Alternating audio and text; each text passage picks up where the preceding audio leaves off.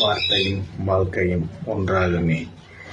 ஏனென்றால் வாழ்க்கை சில உபசரிப்பையும் உதாரணத்தை ஏற்று நடந்து செல்வதால், நீ வாழ்க்கையில் ஏதானும் கடைபிடிப்பதால் முயற்சியின் பருவத்தில் வெற்றியின் கோப்பை இனிதி உன்னை நோக்கி அடையும் பொழுதுதான் மன மகிழ்ச்சி தரும்.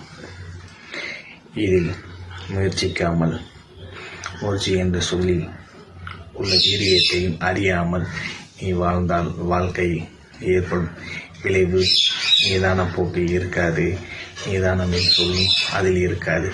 ஆகையில் வாழ்க்கையை வசப்படுத்த முயற்சித்தால் முதலில் தேவை நிதானம், அதுக்கு தர்ப்பம் தேவை, கண்ணியம், கடமை. இது மூன்றிலும் ஒன்றாக்கிப்பார். வாழ்க்கை உன் வசப்படும், இல்லை வாழ்க்கைக்கு நீ வசப்படுவாய்.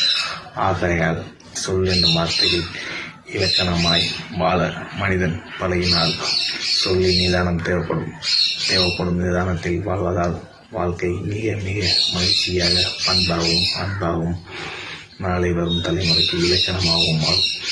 இனிய காலை வணக்கம். நன்மை நன்மையாகட்டும், தீமை தீமையாகட்டும்.